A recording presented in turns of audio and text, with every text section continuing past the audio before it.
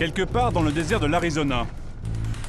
Nous sommes avec Jim, un de ces nombreux survivalistes convaincus que le 21 décembre 2012 sonnera la fin du monde. À l'origine de sa peur, la supposée prophétie Maya fondée sur un alignement de planètes exceptionnel. Pour Jim, le signe indiscutable de l'imminence de la catastrophe finale. Je ne veux pas que les gens sachent qui je suis, où je suis. Comme ça, je n'aurai pas à gérer ces individus qui chercheront mes abris en cas de crise. Vous allez vite reconnaître vos vrais amis lors du désastre. Direction les montagnes, dans l'un des refuges repérés par Jim. Vous voyez le blanc sur le flanc de la colline? C'est une ancienne mine d'or, la planque idéale pour survivre à la fin du monde. C'est juste assez grand pour faire rentrer quelques personnes pour leur permettre d'échapper aux catastrophes naturelles. Vous voyez ces petites veines? À l'intérieur, si on regarde bien, on voit de la matière. Généralement, c'est du minerai, de l'or, de l'argent ou d'autres métaux précieux. Je crois que les seules choses qui auront de la valeur dans le futur, ce sont les pièces, les métaux précieux, ce qu'on peut extraire du sol. Donc ça, c'est l'endroit où vous irez vous réfugier en cas de problème. Ah, ça, c'est un abri temporaire, en fait. Je ne l'utiliserai pas comme refuge permanent. C'est juste le temps de préparer mes affaires. En fait, j'irai au nord parce que c'est suffisamment haut pour échapper aux inondations. J'ai acheté 1100 hectares de terrain là-haut en 2003. Et comme ça, je suis prêt pour le pire des scénarios en 2012. Jim n'est pas un cas isolé. Son refuge anti-apocalypse, le voici en photo. Seule une poignée d'initiés partagent son secret, comme Dennis. Ce que vous voyez là, ça appartient à ma communauté de survivalistes. C'est une vieille zone minière, on a défriché et nettoyé l'endroit. C'est là qu'on a stocké ce qu'il faut pour reconstruire notre vie. Mais avant d'être contraint à l'exil en montagne, Dennis compte bien défendre chèrement sa peau dans sa maison transformée en Fort Alamo de la survie. Ça, ce sont mes réserves pour ma famille. On est 4 avec ma femme et mes 2 enfants. J'ai des tablettes de purification d'eau, des kits de soins dentaires, mais aussi des coagulants au cas où on se ferait tirer dessus ou poignarder. On a aussi des armes de chasse ici, un fusil, un arc et des flèches et des cannes à pêche. Et dans son délire catastrophiste, Dennis a impliqué toute sa famille. Voilà, tu enfiles ça comme ça, tu te souviens? Voilà, tu me regardes? Comme ça. Ça te plaît? Oui. On veut qu'il soit à l'aise avec ça, au cas où il y ait une catastrophe, que ça devienne une seconde nature pour lui. Qu'est-ce que t'en penses? T'aimes ça? Eh, top là. Ils ne m'auront pas. Ils ne t'auront pas. Non. Au-delà de sa parano, Dennis est surtout un businessman.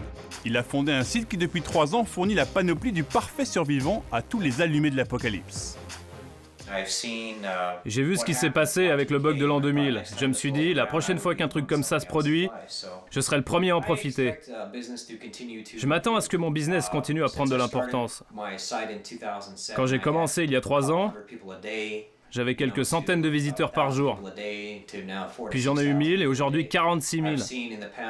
Ces 3 derniers mois, mon chiffre d'affaires a été multiplié par 5. 2012, ou le dernier filon commercial à la mode.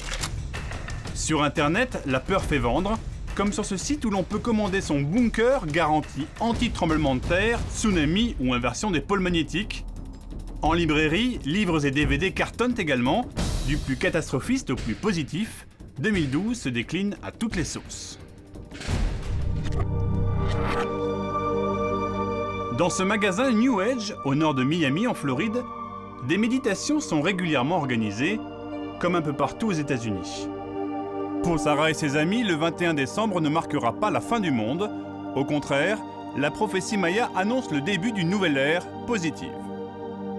Au milieu des Bouddhas, gargouilles et autres ancres au sang de dragon, la méditation va durer 1 heure. On a senti beaucoup d'énergie ce soir, n'est-ce pas?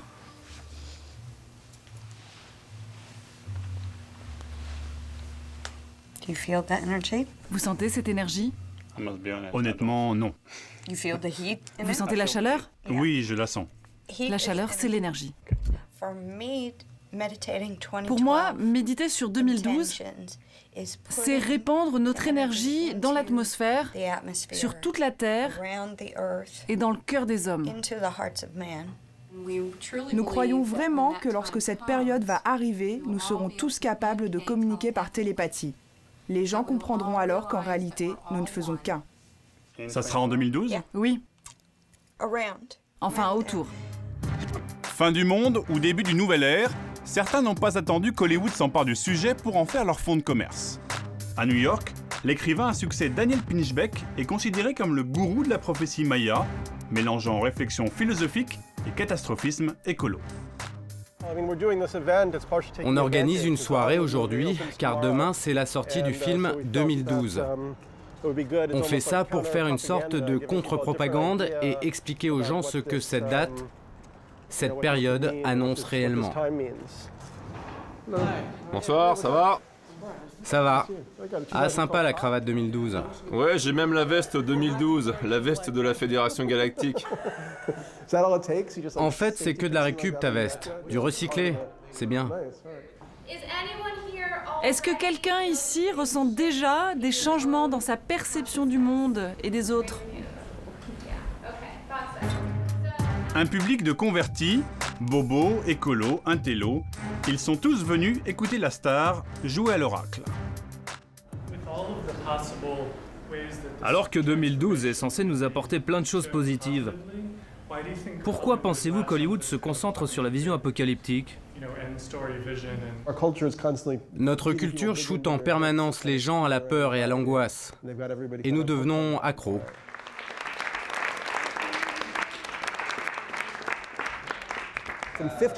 Il y a 1500 ans, les Mayas ont indiqué que des changements importants auraient lieu à partir de 2012. Et dans leurs textes, vous voyez qu'ils insistent sur la nécessité pour les hommes de participer à ce changement. Et si les hommes ne changent pas leur mode de vie, qu'est-ce qui se passe? Eh ben, on va tous y rester. Selon un sondage effectué en 2008, 16% des Américains pensent réellement que le 21 décembre 2012 est synonyme de catastrophe. Un chiffre inquiétant à tel point que la NASA a dû consacrer une page entière de son site web à démentir la pseudo-prophétie maya de l'alignement planétaire. Argument scientifique contre théorie fumeuse et marketing, après le bug de l'an 2000, le business de la peur a encore de beaux jours devant lui.